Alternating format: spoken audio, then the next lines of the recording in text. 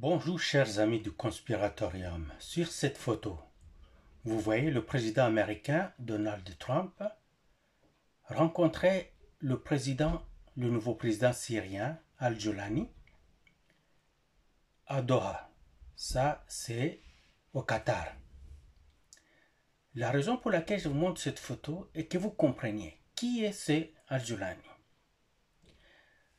Juste avant qu'il ne devienne président de la Syrie, sa tête était mise à prix par les Américains pour une cagnotte de 10 millions de dollars. Parce que il était un terroriste de l'armée islamique en Syrie, recherché par les Américains. Mais l'était-il vraiment? L'était-il vraiment? Car cet homme que vous voyez là est un ancien de Al-Qaïda. C'était le numéro 2 de Al-Qaïda en Irak, qui les Américains vont l'utiliser en Syrie, quand ils ont opéré des massacres incroyables. Et en Syrie, il ne s'appelait pas Al-Qaïda, ça avait changé de nom. Les Américains avaient transformé Al-Qaïda en armée islamique. C'est en ce moment-là que celui-ci est transféré en Syrie. Et il a massacré les Syriens pour le compte des Américains. Après quoi, les Américains l'ont taxé des terroristes, ont mis sa tête à prix, 10 millions de dollars, pour quelqu'un qui l'amènerait vif ou mort. À un moment, on nous dit qu'il est arrêté par les Américains et mis en prison aux États-Unis. Ça n'a pas tardé. L'homme a été libéré. Libéré et retourné en Syrie, où tout d'un coup, il mène les opérations contre le gouvernement syrien. Il est soutenu par la Turquie. La Turquie, elle, qui est soutenue par les Américains. Les Américains qui sont en Syrie depuis 2012 pour renverser le gouvernement du Syrien Bachar el-Assad. Ils ont même pris une partie de la Syrie, la zone pétrolière de la Syrie, que les Américains occupent jusqu'au moment où votre humble serviteur vous parle. Le pétrole est exploité et exporté par les compagnies autorisées par les Américains via la Turquie. Je vous parle de cet homme, on y reviendra, pour que vous compreniez que les États-Unis, le pays que nous voulons quelquefois dire que c'est le pays le plus organisé, le pays avec de lois, de moralité, il n'en est rien de tout ça. C'est un pays voyou, ultra puissant. Alors, un bandit qui est fort et qui écrase tout sur son chemin et qui dit à tout le monde qu'il est gentil, il désigne qui sera le méchant, qui sera le mauvais, qu'il va détruire et faire taire tout le monde. On ne peut pas prendre celui-là comme modèle de société. Non, du tout.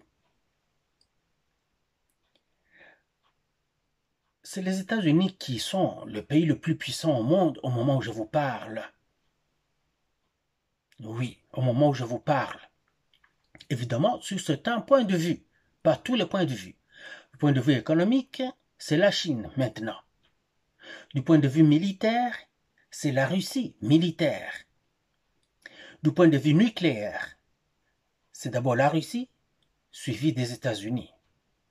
Maintenant, quand nous allons dans la force navale, la Navy, oui, les Américains demeurent le premier et ils ne sont pas égalés jusque-là. Les Chinois sont en train de creuser fort pour les rattraper, mais ils sont le premier. Or, les puissances des empires ont toujours été leur force, leur flotte maritime, leur force navale. Car c'est avec ça qu'on va projeter la puissance à l'extérieur du pays. Au moment où on se parle, seuls les États-Unis en ont les moyens de cette envergure-là. La Chine hésite encore ou la Chine attend en avoir les moyens qu'il faut. Jusque-là. La Russie n'a jamais eu des ambitions comme ça, n'en aura jamais, donc n'aura jamais la puissance des Américains ni celle des Chinois quand il faut aller du point de vue force navale. Donc la Russie ne sera jamais un empire de conquête. Il ne le sera jamais. Parce qu'il n'a pas ces ambitions-là. Par contre, la Russie veut toujours rester dans sa propre région d'influence, dans sa zone d'influence, et exercer son pouvoir là-bas et se protéger. C'est ce qu'ils ont toujours fait. Raison pour laquelle vous ne verrez pas dans l'histoire du monde que la Russie avait envahi des pays, avait été colonisée des pays, tout ça, la Russie ne le fait pas. Vous allez me dire que la Russie a envahi l'Ukraine. Je vous l'accorde quand vous ignorez les faits.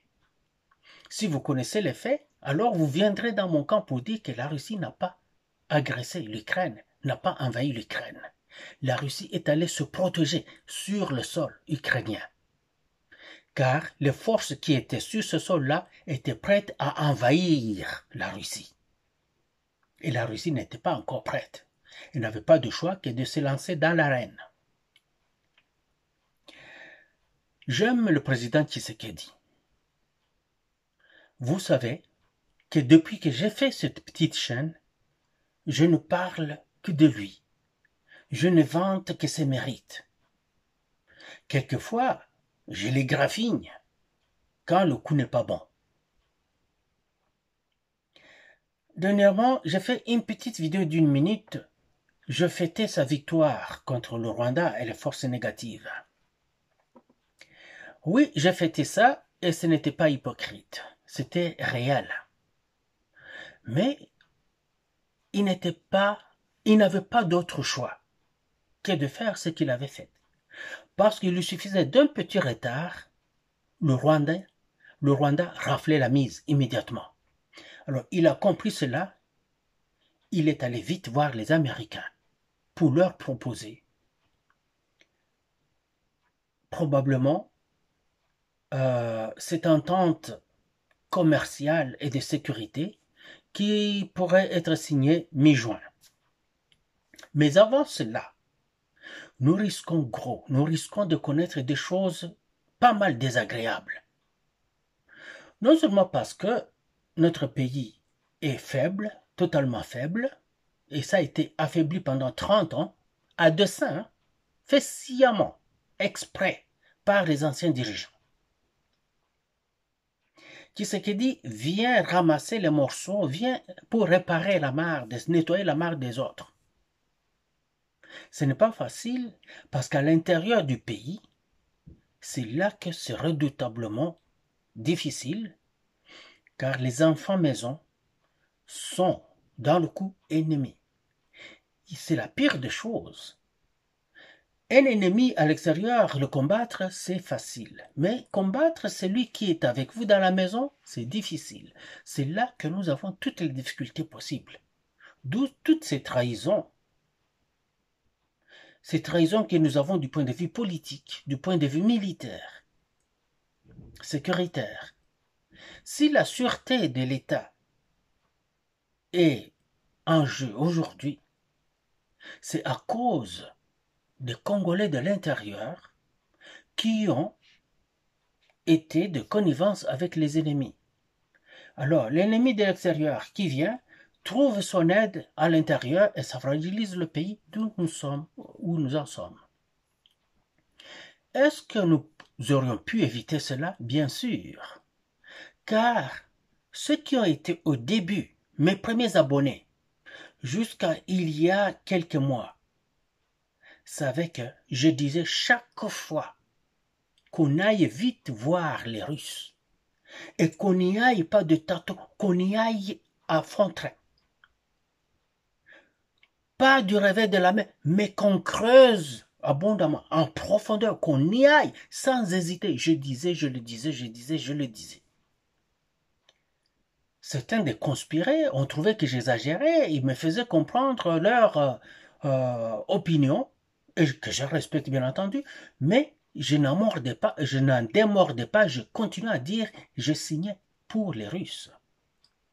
Plusieurs personnes qui soutiennent le président Tshisekedi et qui soutiennent le pays, la RDC, n'étaient pas d'accord avec moi.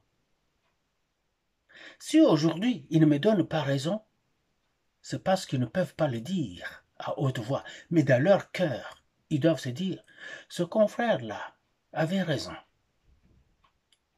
Car aujourd'hui nous sommes mal pris.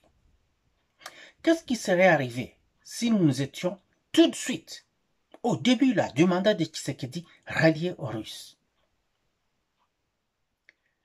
Il n'y a qu'une seule chose qui serait arrivée.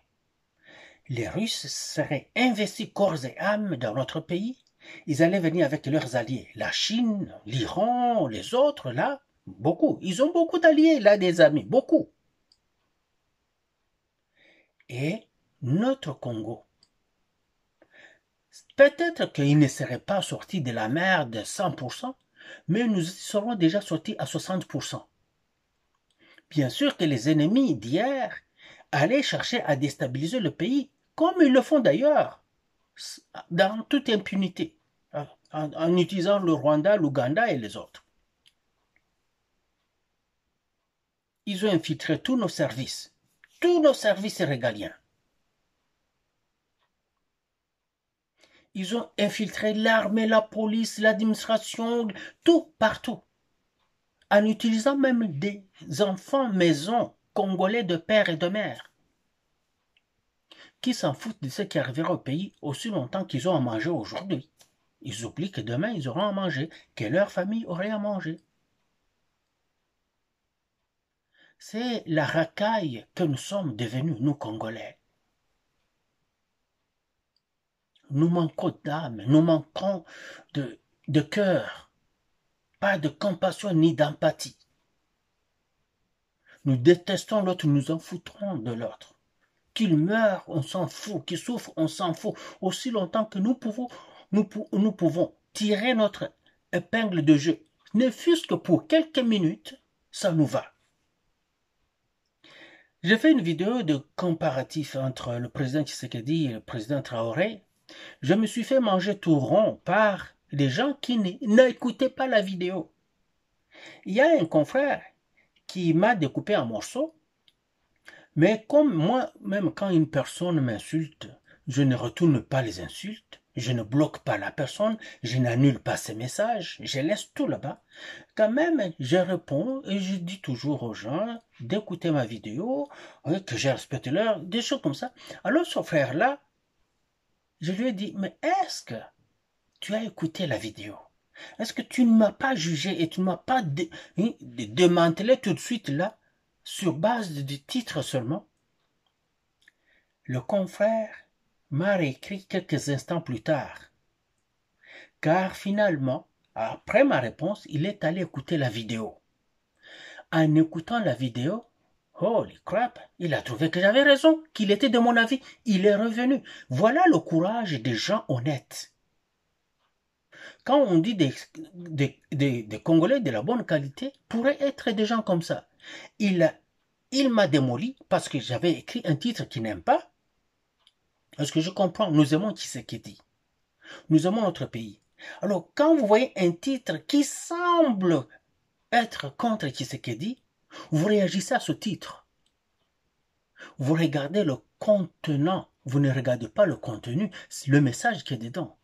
Alors, quand je lui ai demandé de lire le message, d'écouter la vidéo, il a écouté, il est revenu.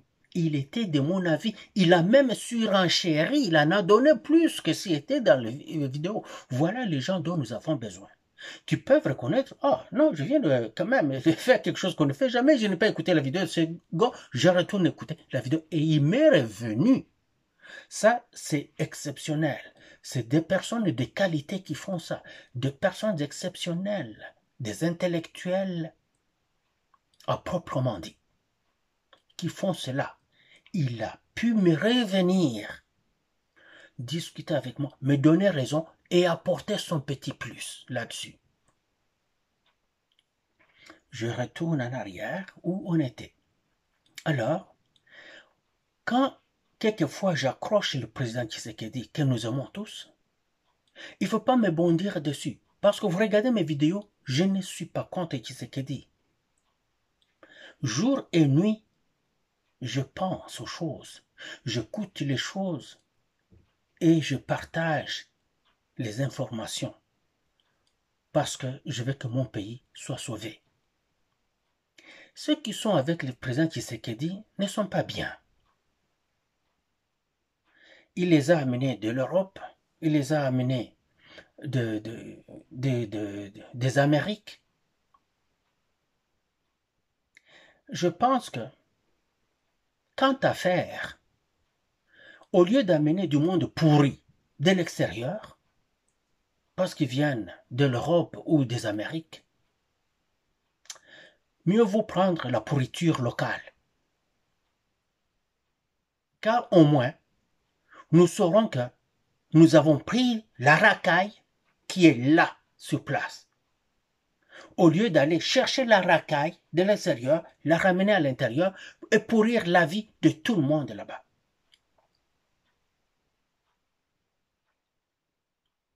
Mais il faut prendre les pourris locaux et travailler avec eux. Au lieu de prendre des gens comme nous qui sommes de la diaspora, nous parlons, nous disons des choses, tout ça, nous mettons le peuple, le président en confiance, il nous met là. Et nous ne faisons pas le travail pour la nation, mais pour notre propre ventre et le ventre de notre famille et nos amis. Nous sommes pires que la racaille des racailles. Alors, il ne faut pas utiliser des gens comme ça. Prenez les locaux, travaillez avec les locaux. C'est mon opinion. Je ne suis pas président de la République. Il décide, il fait ce qu'il veut. Mais sachant il travaille pour la nation et qu'il veut travailler pour la nation, alors je me permets de lui dire cela. J'ai dit que le président Trump aime les hommes forts. Dans ma dernière vidéo. C'est la raison pour laquelle il a supplié, il a demandé au président Ibrahim Traoré de Burkina Faso de venir à la Maison Blanche aux États-Unis. Ibrahim n'a pas vendu son âme. Il a dit non. Je suis un homme intègre. Et je ne peux pas troquer mon intégrité pour la corruption. Trump a fait venir Bukele de Salvador, qui ne lui donne absolument rien, juste parce que Bukele montre qu'il est fort dans son pays. Et il aime les hommes forts.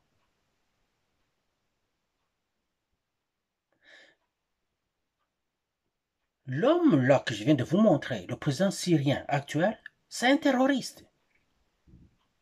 C'est leur terroriste à eux. Pour comprendre que les Américains ne travaillent jamais avec des personnes intègres, qu'on ne vous mente pas. Parce que les Américains ne sont pas intègres. Ils nous vendent une intégralité de projection seulement, de façade. Mais ils sont corrompus jusqu'à l'os.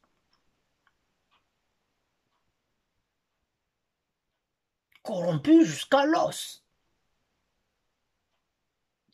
Ils soutiennent le président ukrainien qui détourne des fonds alloués à son pays.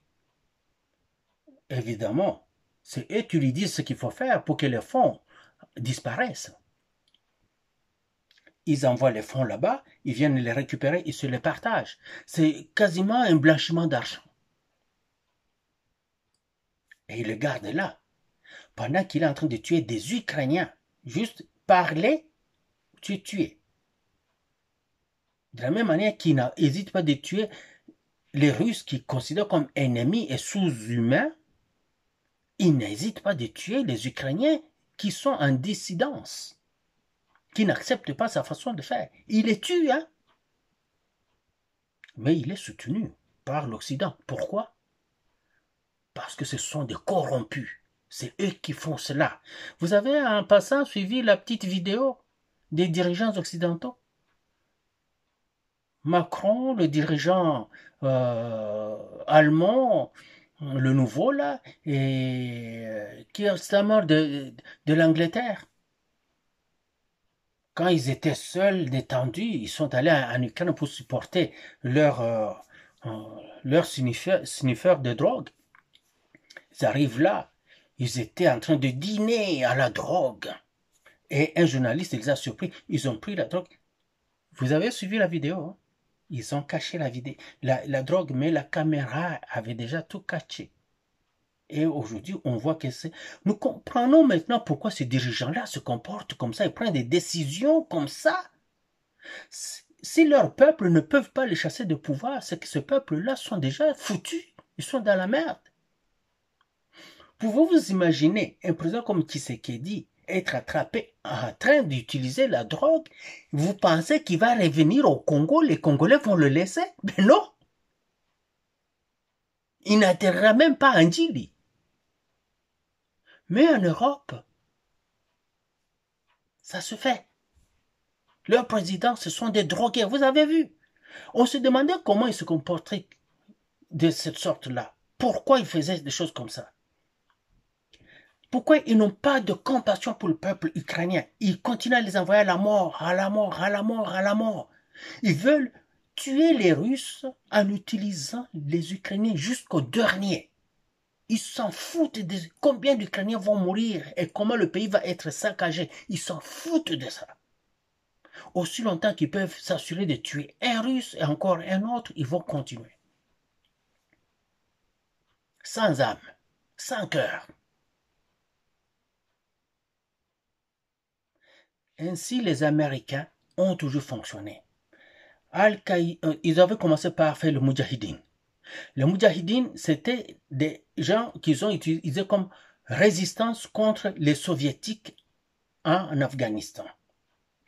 Quand les Soviétiques quittent l'Afghanistan, ces Moudjahidines sont recyclés, transformés en Al-Qaïda.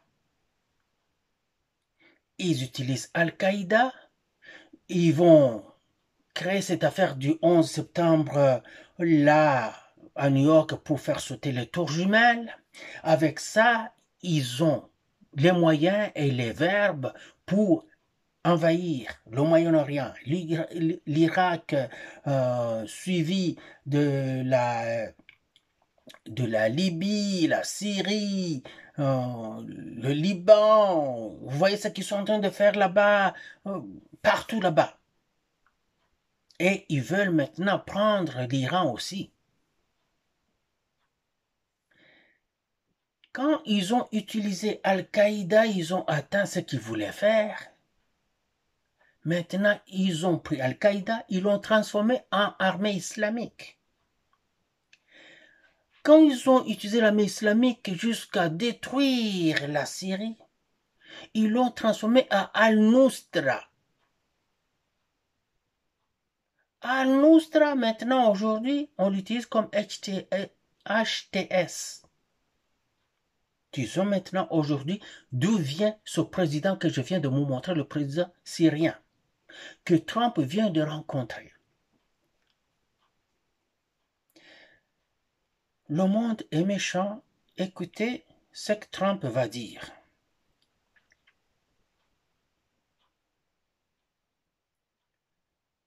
Passant cette vidéo, celle-ci, c'était juste vous montrer quand il l'a rencontré. Secretary Rubio's meeting with the Syrian foreign minister in Turkey after discussing the situation with Crown Prince Mohammed. Attendez, je pense que ce n'est pas cette vidéo que je voulais vous montrer. Attendez. Ce que je voulais vous montrer arrive. Où sommes-nous? Yep. Sanctions, and that's been, I didn't even realize it's been many, many years that they've had sanctions. That's been a big fight. Aujourd'hui, il parlait de la Syrie. La Syrie du nouveau président, là, que je viens de vous montrer, le barbu, là, le terroriste. Leur terroriste. the other, of course, is Syria. We took out the sanctions, and that's been, I didn't even realize it's been many, many years that they've had sanctions. And as you know, there was a very big change at the top. And I thought that we have to give them a chance. They really have no chance with the sanctions. They were very biting. They were top of the line. Nobody could even deal with them. You couldn't make a phone call to Syria. So we did that, and I met the new leader of the country, and he's got a strong past. I'll be very nice. He got a strong past, but I liked him a lot. I think he'll be a great representative. Il dit qu'il a enlevé toutes les sanctions contre la Syrie d'aujourd'hui. Il avait sanctionné la Syrie de Bachar al-Assad. Donc les Américains l'ont fait. Ils ont mis le pays à genoux. Ils l'ont détruit complètement. Ils ont chassé Bachar al-Assad pour amener le terroriste. Celui dont ils avaient mis la tête à prix pour 10 millions de dollars parce qu'il est terroriste numéro 2 de Al-Nusra. Non, numéro 1 de Al-Nusra, mais était numéro 2 de armée islamiste, qui était aussi numéro 2 de Al-Qaïda. Aujourd'hui, ils le mettent au pouvoir en Syrie. Ils enlèvent les sanctions. Et écoutez Trump dire que c'est un homme fort. Et il l'aime parce qu'il est fort.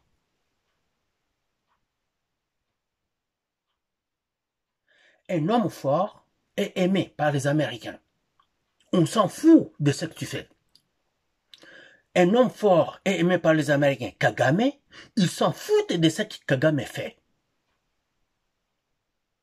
Pourvu qu'il soit fort. Qu'ils peuvent l'utiliser à dessein. Al-Qaïda ne donne rien. La Syrie ne donne rien aux Américains. Le Salvador ne donne rien aux Américains. Ibrahim Traoré ne donne rien aux Américains. Mais ce sont là les gens que Trump veut. Il veut les avoir. Ibrahim a refusé. Ibrahim Traoré a refusé. Mais les autres sont avec les Américains parce qu'ils sont juste forts. Ils les veulent avec eux. La faiblesse, la mollesse, l'amorphisme de Tshisekedi fait que il ne s'intéresse pas beaucoup à lui. Or, Tshisekedi vient de leur donner accès aux minerais stratégiques, des terres rares, dont ils sont privés aujourd'hui par les Chinois et les Canadiens, à cause de cette guerre économique-là, des sanctions, des tarifs, tout ça. Alors, n'ayant pas de choix, ils ont accepté l'offre de Tshisekedi. Et les minerais d'une valeur de 24 trilliards. Si vous voulez, en des termes que vous utilisez souvent là-bas, 24 000 milliards de dollars. 24 000 milliards de dollars. Mais ils ne se précipitent pas à soutenir la RDC. Ils ne se précipitent pas à venir sécuriser la RDC. Pourquoi? Parce qu'ils n'ont pas besoin de la RDC pour avoir accès aux minerais de la RDC. Ils ont déjà accès à ces minerais par le Rwanda. Et par le Rwanda, ils pourraient avoir plus que ça. C'est parce que Tshisekedi vient ouvrir la maison grandement qu'ils acceptent. Mais pourquoi ils ne sont pas pressés? Si vraiment ils avaient besoin de la RDC officielle, ils allaient précipiter la signature de ces ententes-là. Ils ne le font pas, ils traînent la patte. Et pendant ce temps, vous savez ce qui se passe sur le terrain? Les troupes rwandaises continuent à grignoter des territoires. Nous sommes en cessez-le-feu, non? Cessez-le-feu, c'est pour les Congolais, pas pour les Rwandais. Les Rwandais ont tenté de prendre Uvira. Ils ont rencontré de la résistance, ils continuent à travailler sur le dossier. Ils vont faire exactement comme ils ont fait à Goma Bukavu. Ils vont prendre sans se battre. Parce qu'il y a des Congolais qui sont sur le point d'accepter l'argent. S'ils n'ont pas déjà accepté au moment où je vous parle.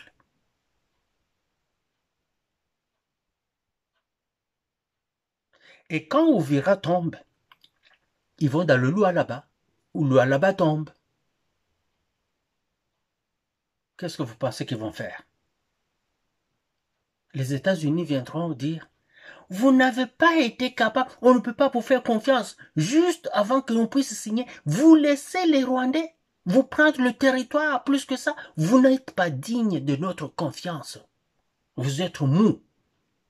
C'est ce qu'ils vont dire. Car ils aiment les hommes forts. Alors, ils s'en foutent que les autres ne donnent rien, mais nous qui donnons tout, 24 000 milliards, 24 trilliards de dollars, s'il vous plaît, en minerais. Et nous ne pouvons plus rien faire. Hein? Nous avons manqué le temps. La première année de Tshisekedi au pouvoir, deuxième, troisième, 5 ans au complet. Nous sommes toujours en train de courir derrière les Occidentaux. Aujourd'hui là-bas, aujourd'hui ici, en France, en Allemagne, nous sommes en Angleterre, nous sommes aux États-Unis, nous retournons en Belgique, ainsi de suite. Nous disions, mais pourquoi vous perdez ce temps-là? Il y a les autres là-bas qui attendent. Mais comme eux ne sont pas des colonisateurs, ils ne se précipitent pas. Parce qu'ils ne cherchent pas à venir prendre nos États. Ils ne cherchent pas à venir nous arracher les richesses. Alors, ils ne se précipitent pas vers nous. Ils attendent que nous, on vienne. Comme les Centrafricains l'ont fait.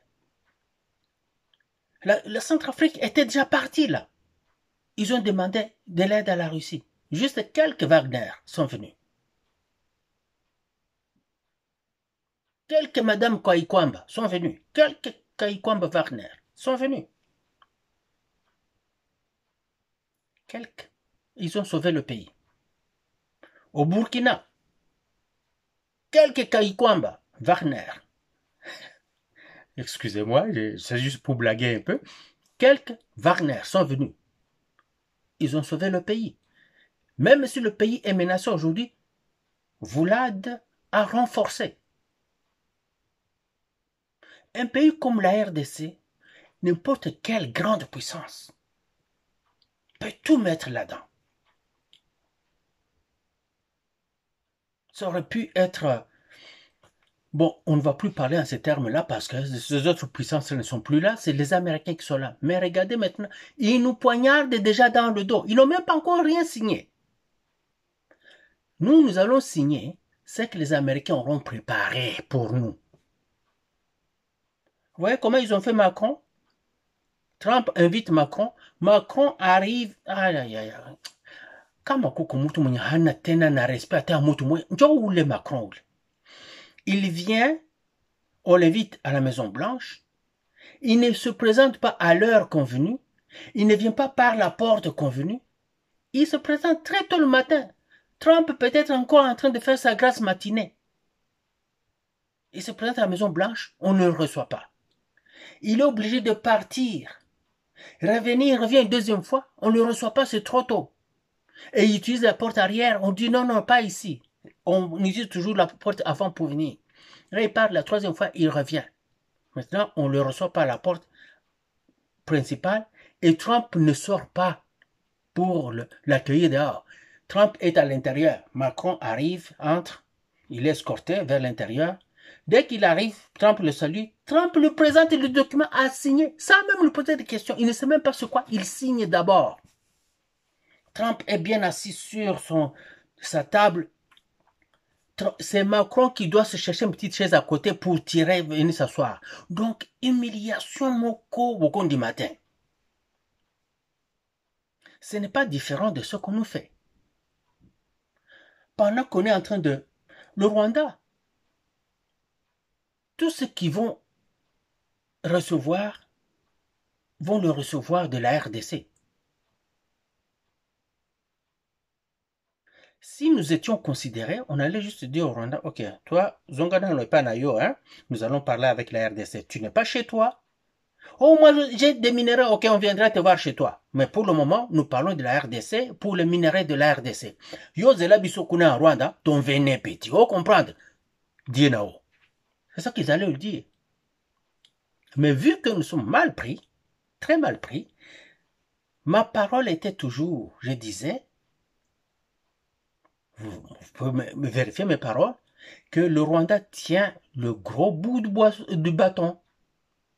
Le Rwanda tient le gros bout du bâton avec la prise de Goma et de Bukavu. Que maintenant, c'est le Rwanda qui va dicter les règles du jeu. Ce ne sera plus Kinshasa. Et ce n'est pas Kinshasa qui dicte, c'est le Rwanda. Vous pouvez vous insurger contre moi, vous me donnez raison dans pas eu de temps. C'est le Rwanda. Parce que le Rwanda discute avec les Américains et après, les Américains discutent avec nous. Ce n'est pas qu'ils discutent avec les Congolais puis vont parler avec les Rwandais et après, non. C'est plutôt le contraire. Ils accommodent les Rwandais dans tout. Ils veulent faire gagner les Rwandais dans tout. Dans tout ce qui est chez nous, de chez nous.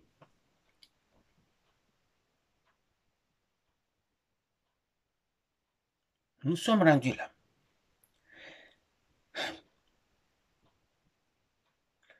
Je vais vite avancer la vidéo. Alors, 20.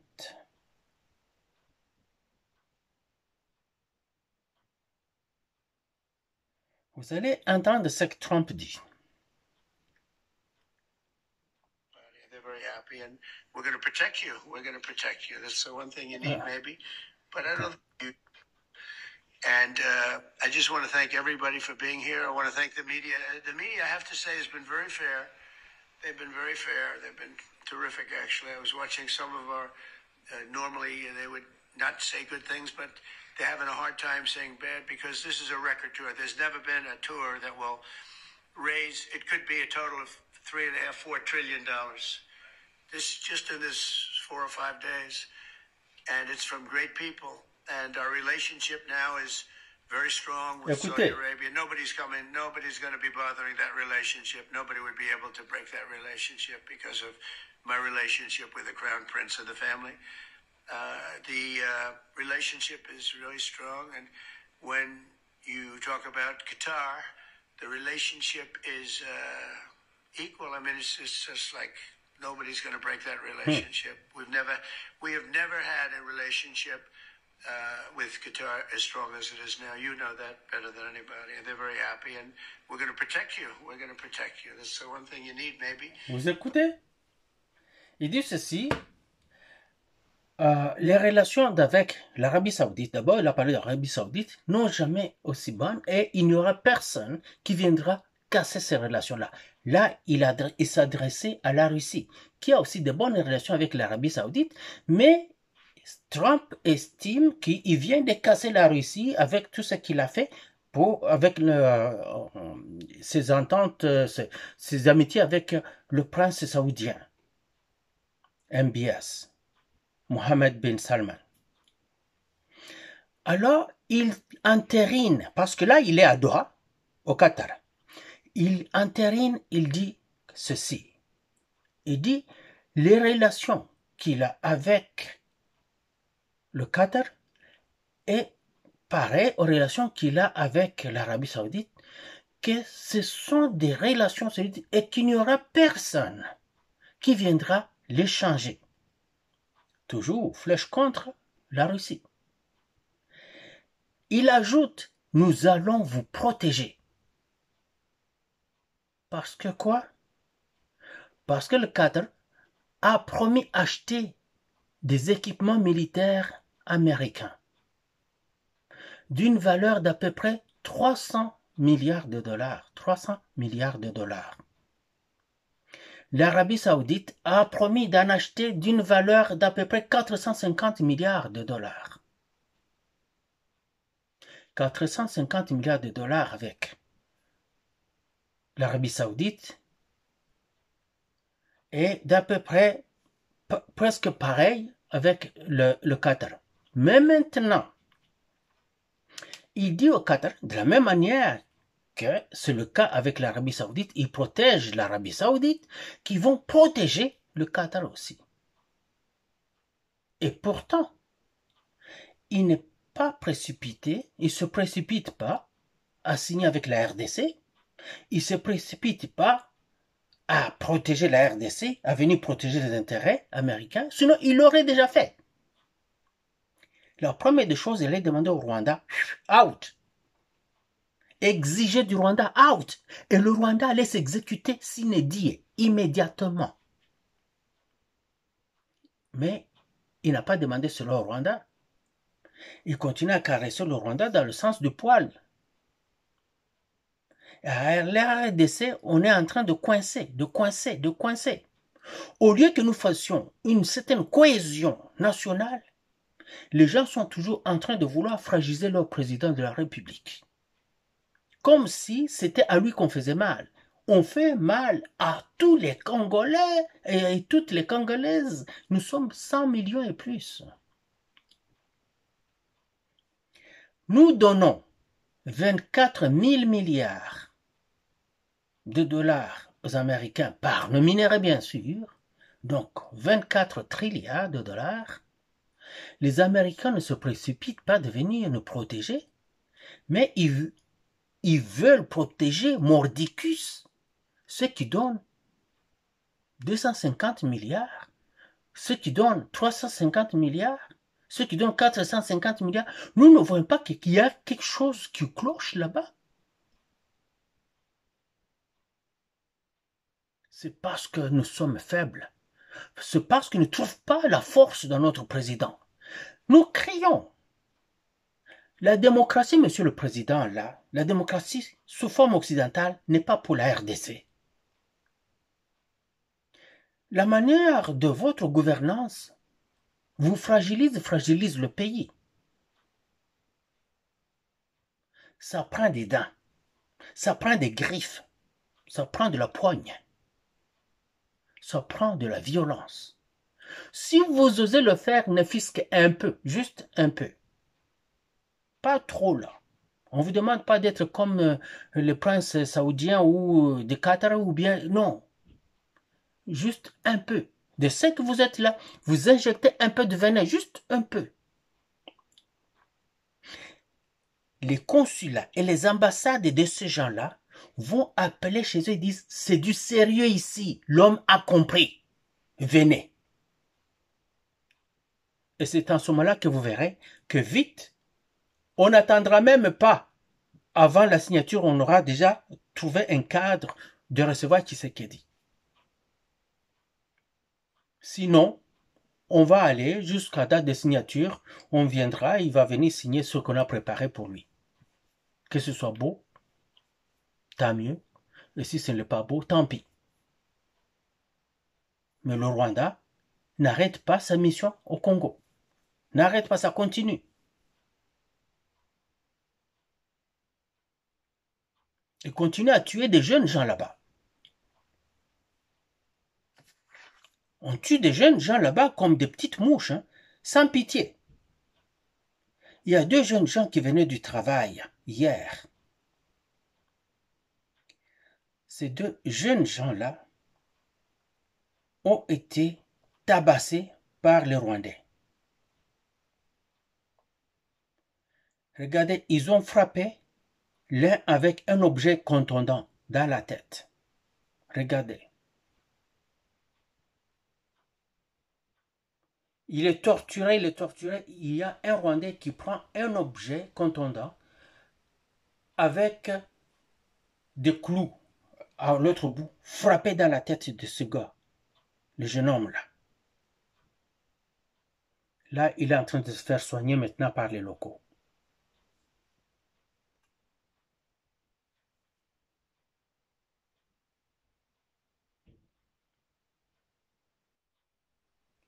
C'est un jeune homme de la famille Magayan. Ils n'ont rien fait de mal.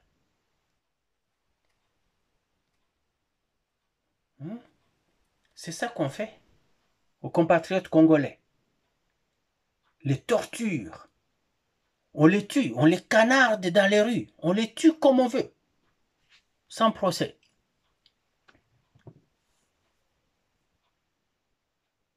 À Bukavu, c'est pareil. On vient, on entre dans un cadre quartier, on boucle le quartier, on fait du ratissage, on ramasse tous les jeunes gens qui sont là. On les amène. Ceux qui résistent sont tués sur place.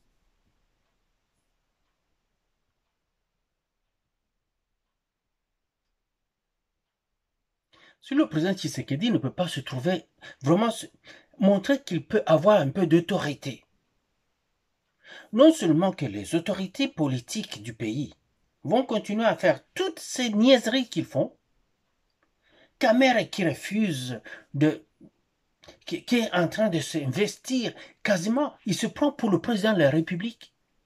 Il fait la loi aujourd'hui.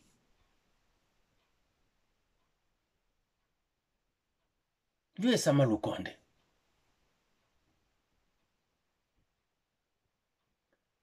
Oh, loyauté réitérée. Ah, ah, Nilibambiaka. Je vous avais dit cela. Mes vidéos sont là. Regardez votre homme de loyauté réitérée. Si tu es loyal au président, parce que le président est une institution, loyal au président que loyal à la RDC. Tu n'es pas loyal au président, tu n'es pas loyal à la RDC. Va donner d'autres vaches à ton ami James Kabarebe, non? Maintenant, des vaches pour son renouvellement de vœux de mariage. Tu lui avais donné 25 vaches le jour de son mariage. Va lui donner 25 autres vaches pour renouvellement de son vœu de mariage à sa femme.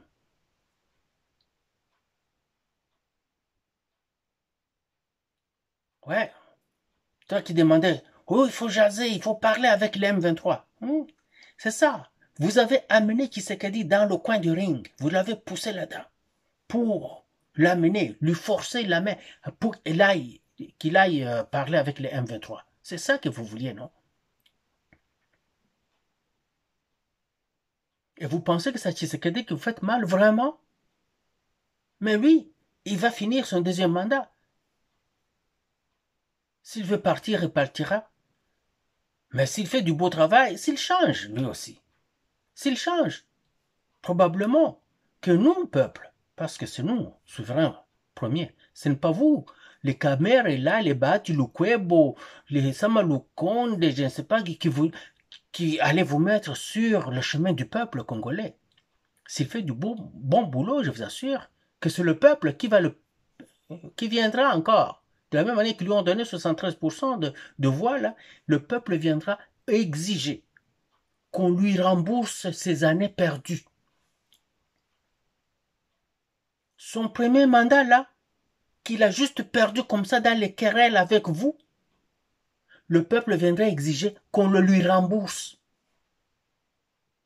Qu'on lui rembourse aussi tout ce temps qu'il est en train de se battre pour le pays. Vous pensez qu'en 2028, il pourrait partir? Ça dépendra de nous. Et vous allez maigrir. Vous allez maigrir.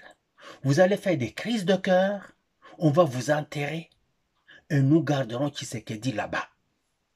Nanko, hein? Nanko. Pour vous faire chier de la même manière que vous avez fait chier le peuple congolais.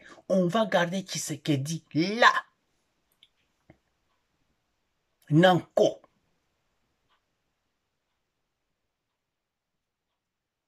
Vingil. Mokomona. Ça va vous étonner. Vous croyez qu'en vous liguant contre lui avec l'argent, les 4 milliards que vous venez de l'Union européenne par les États-Unis, que vous allez gagner les élections, non? Le peuple congolais vous a dit non. Le peuple congolais a plébiscité Félix Antoine Tshisekedi. Le peuple voit sa guerre, voit ses efforts. Le peuple veut qu'il soit difficile avec vous, qu'il soit coriace avec vous, qu'il soit coriace avec les malfrats, avec ces bandits de grand chemin qui pilulent au Congo. Dis aussi, grand cœur, grand cœur. Okokikotikate. Ah, monsieur Boutanganera. C'est ça que je voulais vous dire.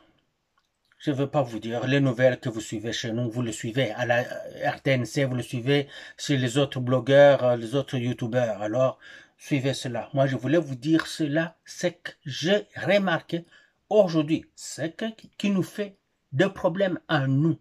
Le problème que nous avons, c'est notre mollesse. Et je voulais vous montrer comment les hommes forts, quelque pourris qu'ils soient, quelque méchants qu'ils soient, parce qu'ils sont forts, les Américains les acceptent et les accueillent chez eux, leur donnent le pouvoir et les renforcent.